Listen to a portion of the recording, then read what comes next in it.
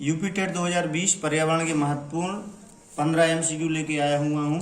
और ये सारे जो है सारे क्वेश्चन बहुत मोस्ट हैं, आप एक बार पढ़ लें।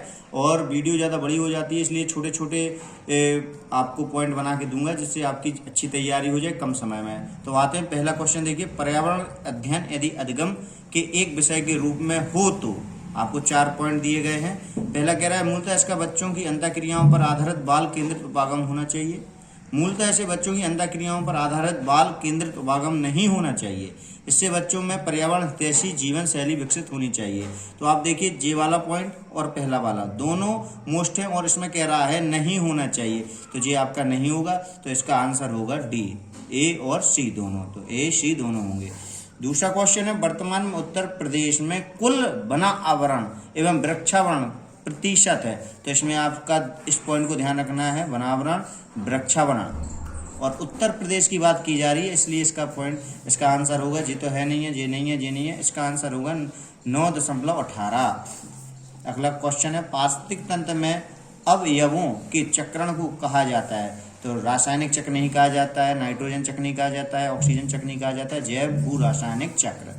नेक्स्ट आते हैं, भारत का सबसे पहला राष्ट्रीय उद्यान कौन सा है। तो भारत का जो है राष्ट्रीय उद्यान गिर नहीं है, राजा नहीं है, दुधवा नहीं है, जिम कॉर्बेट। इसको अव्यवस्थित राष्ट्रीय उद्यान भी कहा जाता है। प्राकृतिक पर्यावरण संरक्षण एवं सुधार, यह कथन भारतीय संविधान के किस अनुच्छेद से संदर्भित है।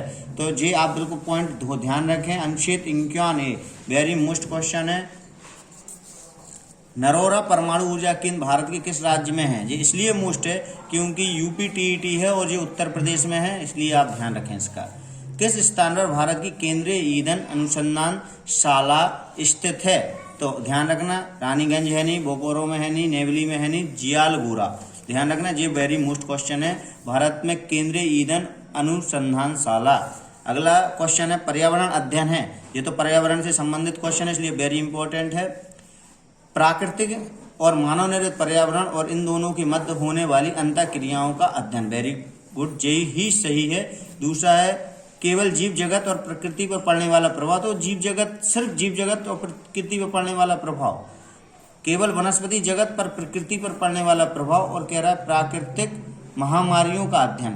तो पहला वाला पॉइंट जो है, प्राकृतिक और मानव निर्मित पर्यावरण और इन दोनों के मध्य, तो प्रकृति से जुड़ा हुआ और मानव निर्मित दोनों से जुड़ा हुआ जो बात कह रहा है, ये वेरी बिल्कुल सही है। तो ये आपका आंसर सही हो गया है। इसके बाद, देश का पहला बायोडीजल संयंत्र, बायोडीजल संयंत्र की बात कर रहा है, तो ये तमिलनाडु में है। वातावरण में पिछले 50 वर्षों में कार्बन डाइऑक्साइड की मात्रा में वृद्धि हुई है। ये मोस्ट क्वेश्चन है, क्यों वातावरण से संबंधित है। और 50 वर्षों में कार्बन डाइऑक्साइड की मात्रा में जो वृद्धि हुई है उसके बारे में बात कर रहा है। तो यहाँ पे आपका हुआ 250 से 400 ppm तक। राज्य देश के पर्यावरण के संरक्षण तथा उसमें संवर्धन और वन तथा वन्य जीवों की रक्षा का प्रयास करेगा। हमने अभी एक और आपको पॉइंट लिखवाया है अनुच्छेद से संबंधित, ये दोनों पॉइंट आपको याद रखना है, वेरी मोस्ट है। राज्य देश के पर्यावरण के संरक्षण तथा उसमें संवर्धन और वन तथा वन्य जीवों की रक्षा का प्रयास करेगा। एक किस अनुच्छेद से संबंधित है। तो इसका है 48A। और पहला जो हमने अभी आपको आगे बताया वो था आपका 51A, ध्यान रखना। पश्चिम बंगाल के टीटागढ़ शहर का संबंध किस उद्योग से। तो जूट से है नहीं है, आपका सीमेंट से है नहीं है, लोहा से है नहीं है, तो कागज से। तो टीटागढ़ शहर, ध्यान रखना, कागज से। देश में वन्यजीव संरक्षण अधिनियम कब लागू किया गया। तो देश में वन्यजीव संरक्षण कब लागू किया, 1961, 1980, 1972, 1970। तो आप बताइए कौन सा क्वेश्चन, इसका आंसर क्या होगा, सन 1972। मोस्ट क्वेश्चन है, देश में वन संरक्षण अधिनियम कब लागू हुआ, 1972। ग्रीन पीस इंटरनेशनल मुख्यालय अब स्थित है। मोस्ट क्वेश्चन है, ग्रीन पीस से बात की जा रही है, तो आपको ध्यान रखना, ग्रीन पीस इंटरनेशनल की बात है। यह मुख्यालय कहाँ अब स्थित है।